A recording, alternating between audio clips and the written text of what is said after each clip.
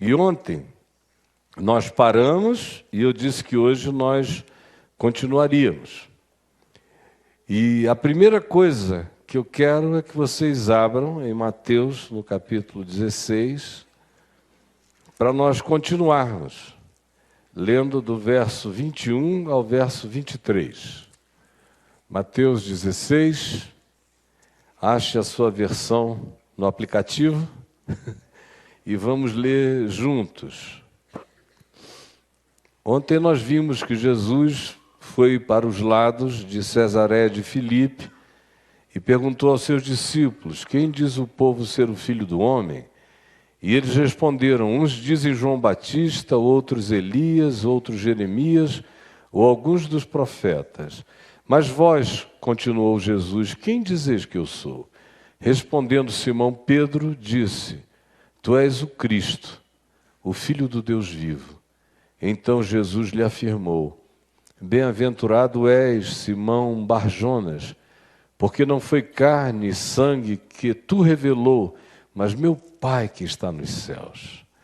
Também eu te digo que tu és Pedro, e sobre esta pedra da tua confissão, da tua expressão, da tua loucura de fé, eu edificarei a minha igreja, e as portas do inferno não prevalecerão contra ela. Dar-te-ei as chaves do reino dos céus. O que ligares na terra terá sido ligado nos céus, e o que desligares na terra terá sido desligado nos céus. Então advertiu os discípulos de que a ninguém dissessem ser ele o Cristo. Foi expondo até aqui que nós chegamos ontem. E eu prossigo daqui. Como se lê?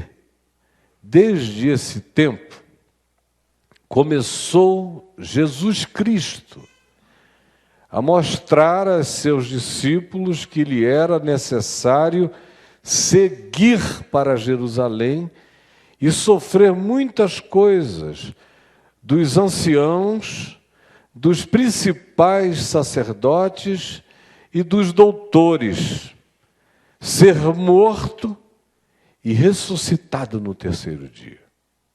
Então Pedro, chamando Jesus à parte, começou a reprová-lo, dizendo: tem compaixão de ti, Senhor, isso de modo algum te acontecerá. Mas Jesus, voltando-se para Pedro, disse: arreda, Satanás, tu és para mim pedra de tropeço, porque não cogitas das coisas de Deus, e sim das coisas dos homens.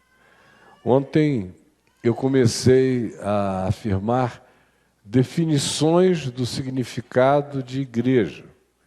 E eu quero continuar hoje, porque a palavra que diz as portas do inferno não prevalecerão é uma palavra dita a esse ente humano, coletivo na convergência da mesma consciência e em relação a terem admitido a mesma loucura, a saber, tu és o Cristo, o Filho do Deus vivo.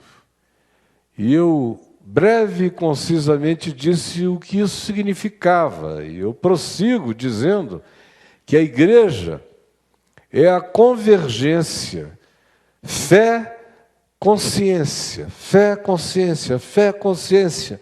A igreja é a convergência de fé consciente, consciente do fato que Jesus é o Cristo, Filho do homem, Filho de Deus, Emanuel, Deus conosco, conforme diz o verso 21.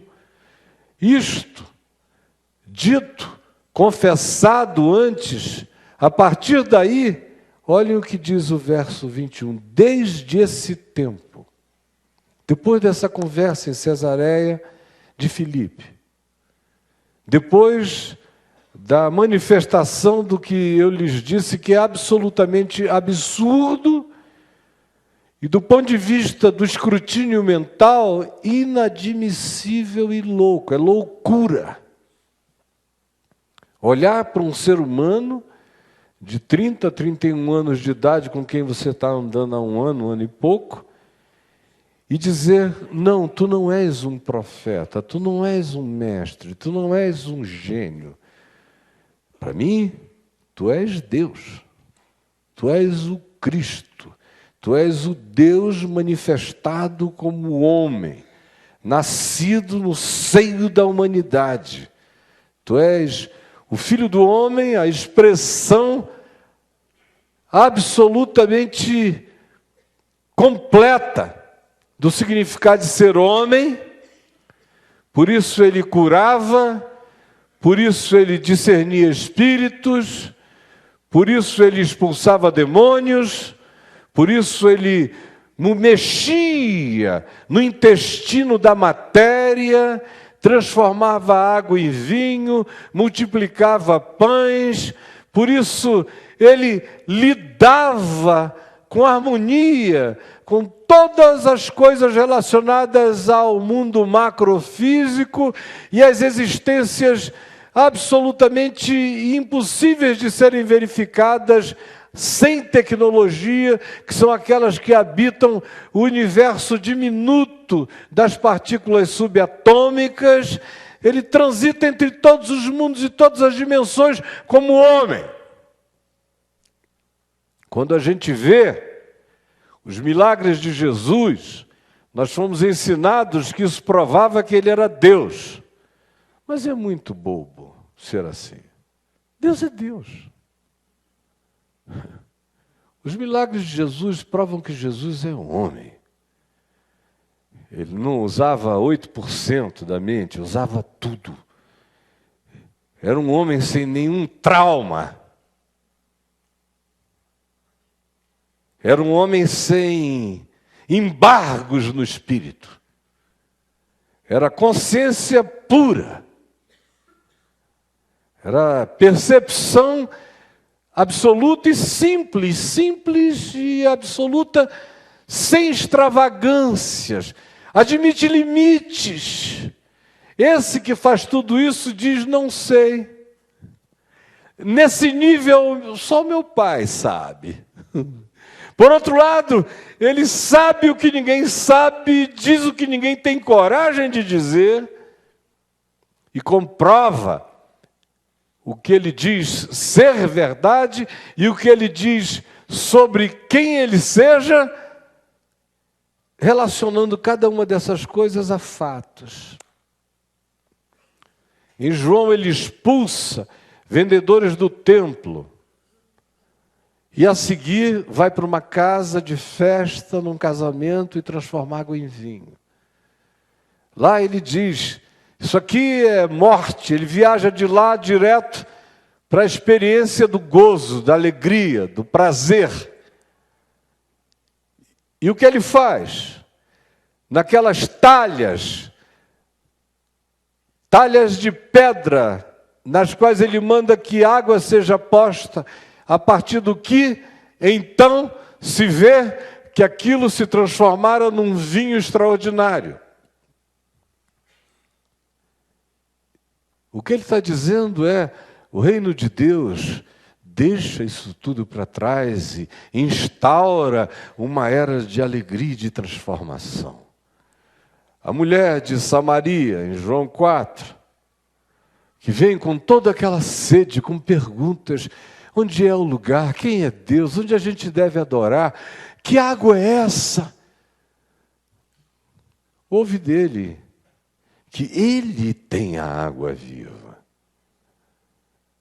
O paralítico, ouve dele a certeza de que o que ele tinha e que se instalara nele por tantos anos, 38 anos, era resultado de culpa e somatização.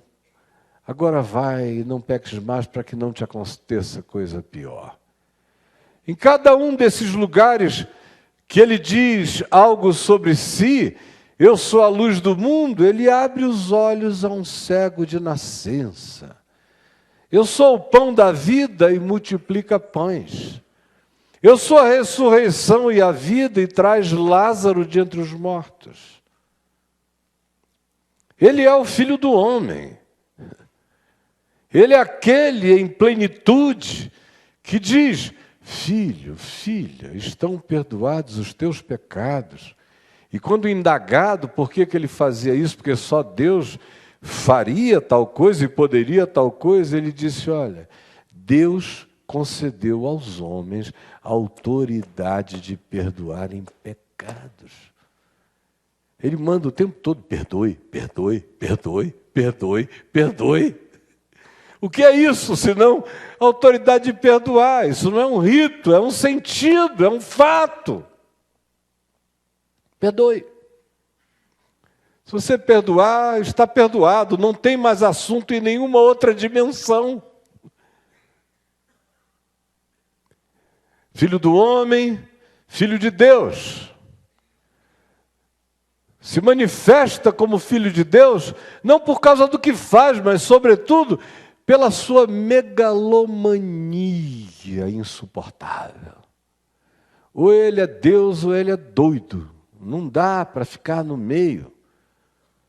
Um cara que diz: quem me vê a mim, vê o Pai. Como dizes tu, mostra-nos Deus, que olha para mim. Não creis que eu estou no Pai, que o Pai está em mim? As palavras que eu vos digo, não as digo por mim mesmo, mas o Pai que permanece em mim faz as suas obras. Crede-me que eu estou no Pai, que o Pai está em mim. Crede, ao menos, por causa das mesmas obras. E ele diz: o que eu vos tenho dito foi meu Pai que me deu, para dizer a vocês. E as obras de Deus que eu faço são a extensão dessa graça criadora que vocês veem e manifestam em toda a criação. Se manifesta em mim, porque em mim não há obstrução de fluxo. Aí você olha para todas aquelas declarações e você vê que elas não cabem em ninguém que não seja Deus, ou então em ninguém que não seja absolutamente louco. Mas o problema é que ele não é. Ele diz coisa com coisa o tempo todo.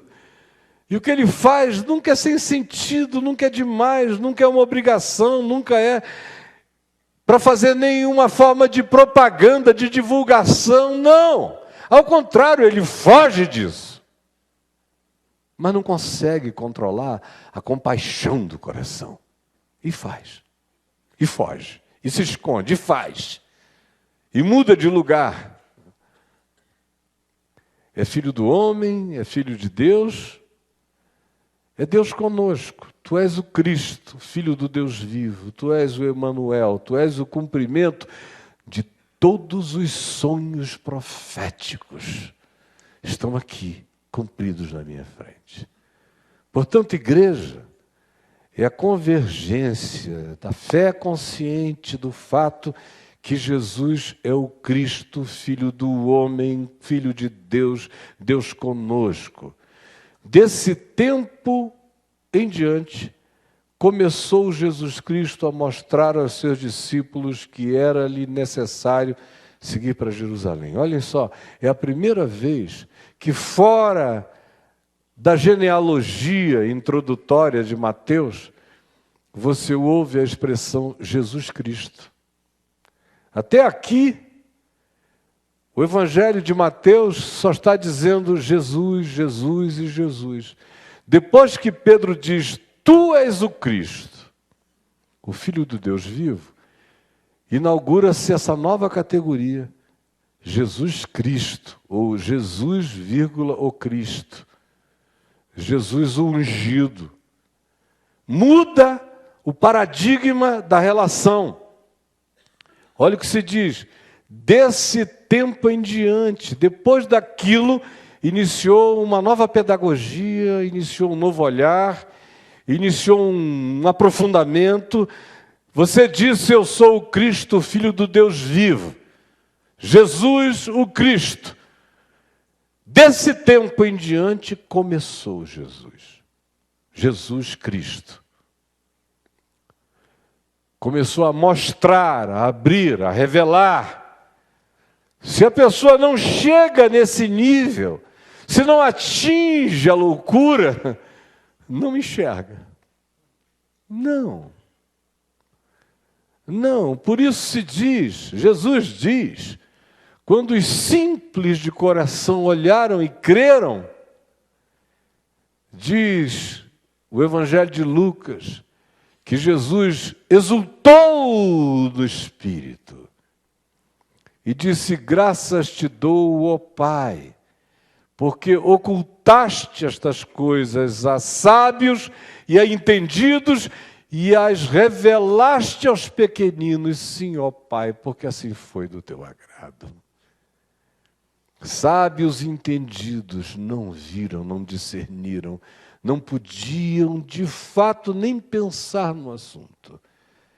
Pequeninos, simples, não alcançariam, mas o coração se abriu para receber uma revelação que pousou nele como graça e luz.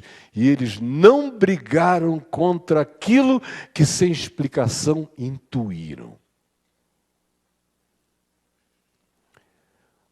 Então, a partir daquele ponto de convergência, tu és o Cristo, Filho do Deus vivo, começou Jesus, desde esse tempo, a ensinar uma outra coisa.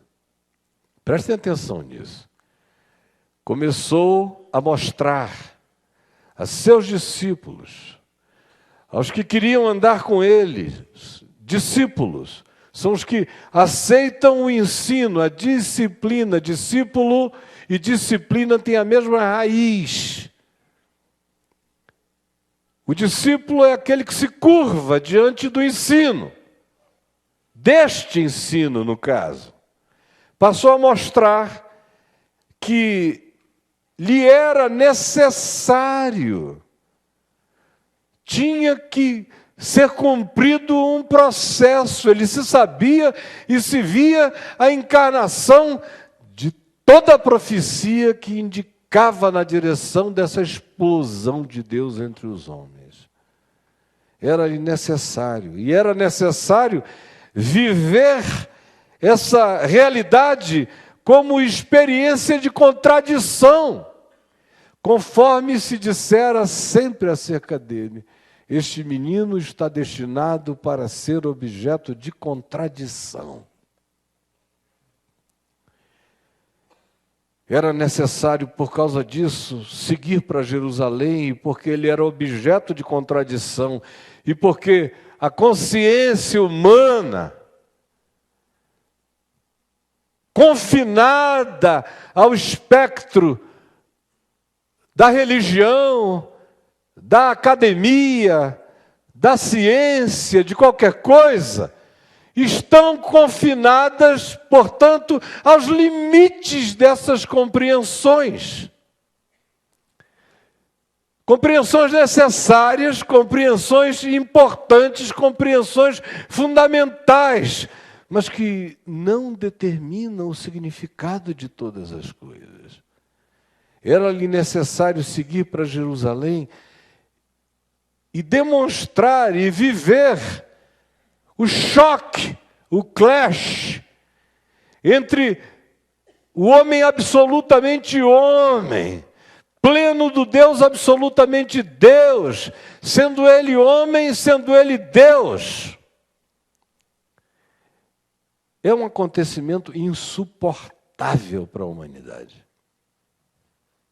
O convívio com um homem que pense o que Jesus pensa, diz o que Jesus diz, ensina o que Jesus ensina, vive como Jesus vive, é uma angústia afrontosa o tempo todo para a mediocridade humana, para a miséria humana, para o ódio humano, para a perversidade humana.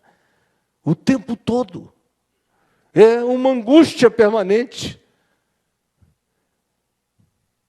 Como muitas vezes é para nós, quando a gente experimenta relacionamentos com pessoas que parece que olham para a vida tanto mais quanto seja possível olhar para a existência de modo semelhante a Jesus, causam na gente o mesmo constrangimento. Cristo em muitas e muitas ocasiões. É insuportável. E Jesus diz, é necessário entender isso.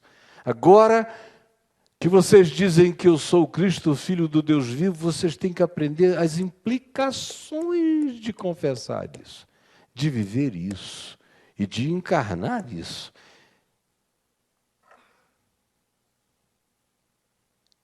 A igreja é feita de indivíduos reunidos no processo de tomar a cruz.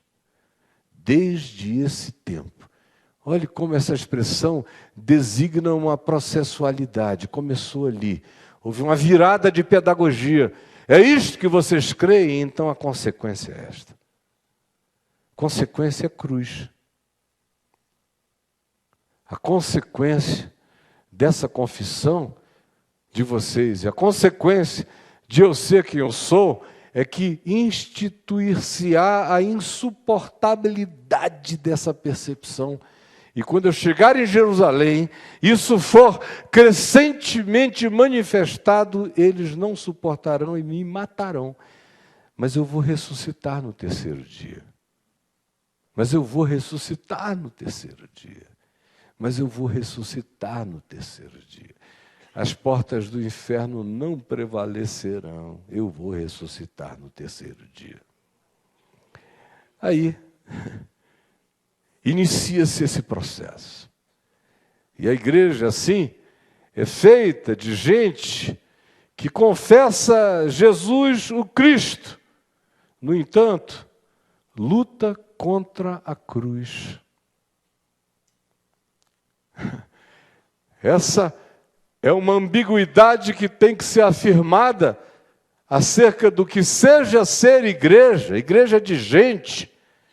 É isto que se lê no verso 22. Olhem só, e Pedro, chamando Jesus, começou a reprová-lo, dizendo, para com isso, tem compaixão de ti mesmo. Que coisa mais estranha, mais masoquista. Para com isso. Isso de modo algum te acontecerá. E em Marcos, em Lucas, ele chega a dizer, não vai acontecer porque eu estou aqui, não vou deixar. Por isso a igreja é feita também de gente que confessa Jesus o Cristo. Tu és o Cristo, o Filho do Deus vivo, mas luta contra a cruz. De modo algum. Começa a reprová-lo. É uma mensagem insuportável. Foi e é. Nós somos o exemplo de que foi insuportável e continua sendo. Porque a maioria de nós, para não dizer todos nós, que dizemos constituir e crer e formar esse ambiente que congrega, que agrega, que reúne indivíduos que tem como convergência esse ponto de confissão de que Deus estava em Cristo reconciliando consigo os homens, na mesma medida em que dizem Jesus é o Cristo, lutam contra a cruz de modo algum. Não precisa ser tanto. Não precisa ser tanto. A igreja é constituída de gente que reprova em nome da piedade. Reprovou a Jesus, imagina como não repreendem em qualquer outro que passe do caminho. E Pedro, chamando Jesus, ainda teve a consideração de ser à parte. Repreendeu. Hoje em dia não haveria nem essa gentileza. A repreensão seria pública e coletiva. Imaginem. Para eles o conflito era diferente do que se estabeleceu hoje.